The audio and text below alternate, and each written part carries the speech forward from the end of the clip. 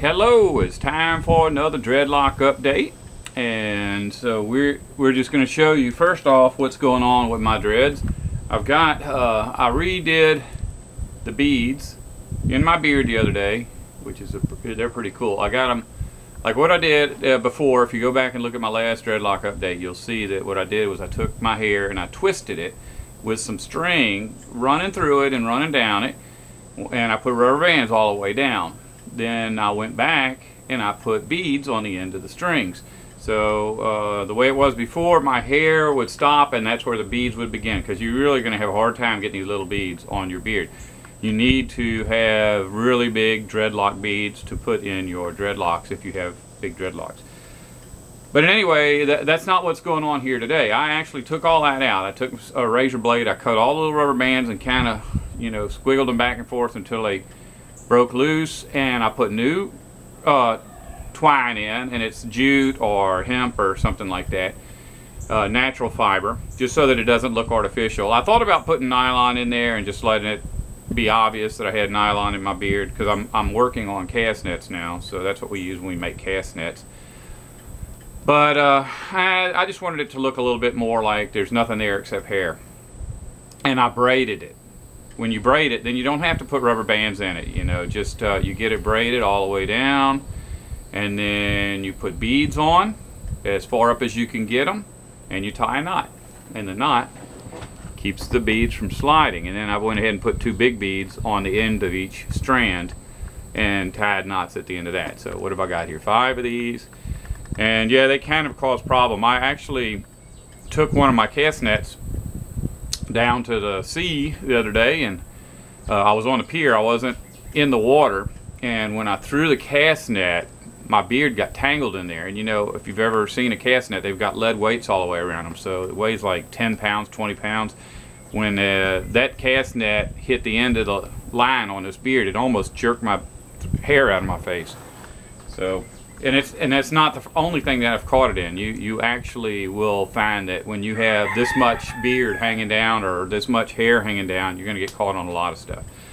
Alright, how do I maintain it? Well, for a long time, you see how it's got all these frizzy things. I would take and carefully kind of gather them together and rub them, and then take and put rubber bands on it, and I just get tired of having rubber bands all the time, so I've given up. I just let it do its thing, and if I go to town, which isn't very often, I just brush it. So we're going to do that right now so you can see how nice it looks. Oh, and by the way, I guess I should show you. When I took everything out of my beard, it was locked up. However, I could see in the mirror, just by wiggling a few hairs and pulling here and pulling there, I probably could have unraveled the whole thing. To me, that's not really a dreadlock. This is a dreadlock. To get this unraveled, you take a knife and cut it off about a half an inch from your scalp, because it's like a piece of wood. This is very, very, very hard, very thick, and I guess calling it wood isn't really accurate, but maybe like a piece of carpet or something. This is not coming apart ever. It's as woven as if it was intentionally woven by somebody, even though it's just nature that did it. Listen here, that thing is just, this is about as close to hard as you can get. That is a very hard piece of fiber. Alright, to make it look good, and I keep a brush in my car because I don't have air conditioning, so I got to ride with my windows down. I'll usually, when I get to some place where I'm going to go in and be around people, I'll brush my hair in the car. And in fact, something else that I do is I always put feathers in my hair whenever I go into a public place. Especially, I do this cast net knitting. Oh, here's my cast net knitting kit. And I'll show you a net I'm making if I can. Well, I don't know if I can. Don't have any of them hanging up around here. Just pull this one. This is the one I'm working on right now, if you can see it. And I've got about probably 40 hours in that. I'll have another 40 hours in it before it's done. But that's what I do. I think that yeah, it's kind of a waste. I can go to Walmart and buy a net for $60, or I can go buy $60 worth of string and lead weights and make a net. And the one from Walmart doesn't take any of my time, and it catches fish just as good as any other. But I think the skills that humans are leaving behind in order to acquire skills such as telemarketing, we're going the wrong direction. All right, let's see here. First, feathers I'm gonna put in. All right, the kind that got a little hook on them, like a keychain. Don't hang up just yet, because you're gonna enjoy this video. These have a little hook on them, and I don't know where you're gonna get these unless you get them off the internet. I got this at Walmart over by the purses, and it was some kind of a deal where you hang this on your purse, and the little chain will get tangled in your hair.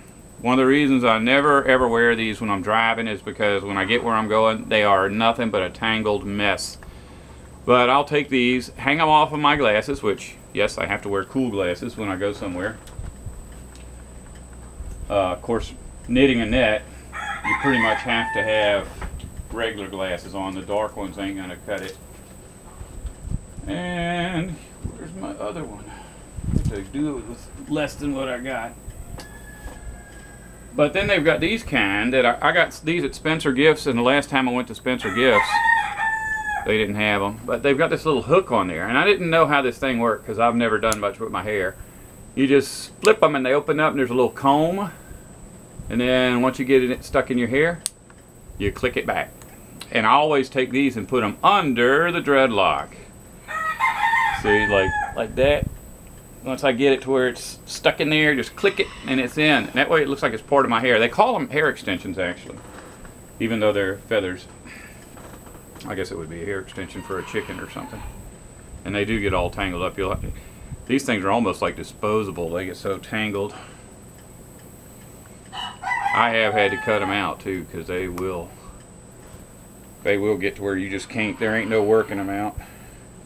This is going to look cool when I get done, so just hang in there. And I'll try to turn my head around so you can see all the way behind. And I've got a couple of friends, YouTube friends, that make stuff out of wood and clay and feathers and textiles, and both of them are making DreadLock beads now. And they're going to send me some. Supposedly, hopefully. If you're watching this, this is a little reminder. Send me my beads. And oh, and I got a purse now. I wanted to show you this because this is where I'm getting all this stuff from.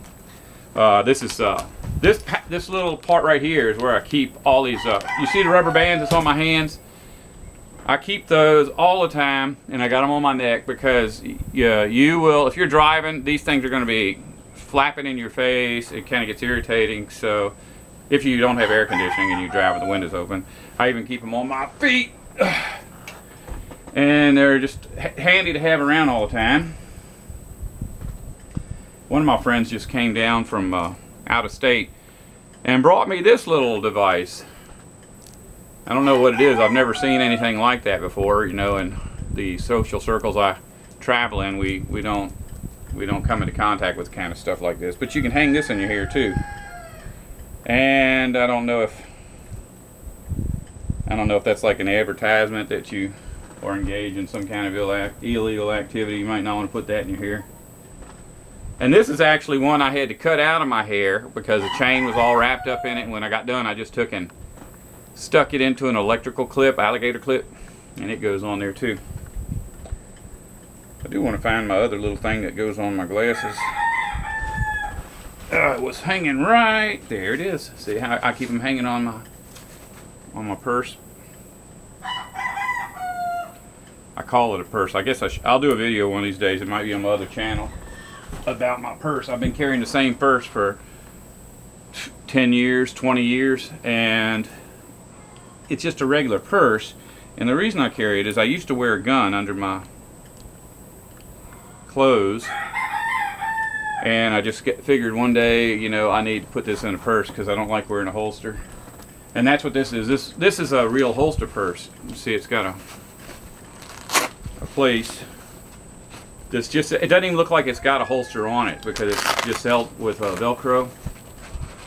But there we go, 9mm pistol, and pretty much will hold anything. Okay, I think is that it? Is that everything that goes in my hair?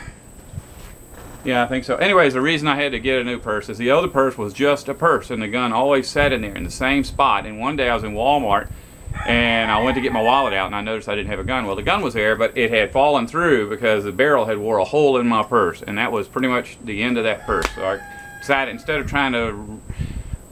I actually did put a lot of effort into finding a regular purse. I wanted something really big with a lot of flowers, butterflies, rainbows, all that kind of hippie stuff on it, but none of that would work with a pistol because every one of them had, it would have been difficult to find it. You'd have all your stuff mixed together, and you know, you reach in and grab your car keys and it gets hung up on your trigger. That's just not a good deal. So I'm very happy that I got a purse with a holster in it. All right, I'm gonna see. Whoa, don't get seasick. Show you what's going on in my hair now. Isn't that cool? Hey, when I go to Walmart, it's really a good trip because everybody there instantly hates my guts. I have no use for citizens. I don't want them to love me. Well, I do, but at the same time, I don't want people to love me because I conform to Satan's agenda. But the cool thing about it is when you find somebody that likes it, you'll see that smile and you see their eyes light up, and before you can get your hand up to wave, they're waving at you. It's like, I know you're cool, and you know I'm cool. That's a pretty good feeling. I guess that's it. DreadLock update. This is about 2 years and 10 months worth of growth from a bald head and a clean shave. And as I said, my beard only goes down to the beads, which is right about here. And you can go back and watch all my other DreadLock updates to find out why I did the dreadlocks, or how I did the dreadlocks, or how I did the beads and why I did the beads. But this is it, and this is never going to change. You know, I actually didn't do this till I turned 50 because my mom has always cut my hair, and it's been like a regular routine that when I go in her house, she complains about how nasty my hair looks, and that's even when it was short. And so after she lays a guilt trip, I let her get her little vacuum cleaner clippers thing out and cut my hair. And when I got 50, I was like, you know what, I'm a senior citizen now. This is not right. And that's what I told her. I said, Mom, I'm a senior citizen, and you're not going to be around forever, so you should get used to what I'm going to look like after you're dead. Okay, that's the way it is. We'll see that DreadLock update. Hopefully I'll get another one out before it's been a year. Maybe in 3 months, 6 months, something like that. Hey, Lenore.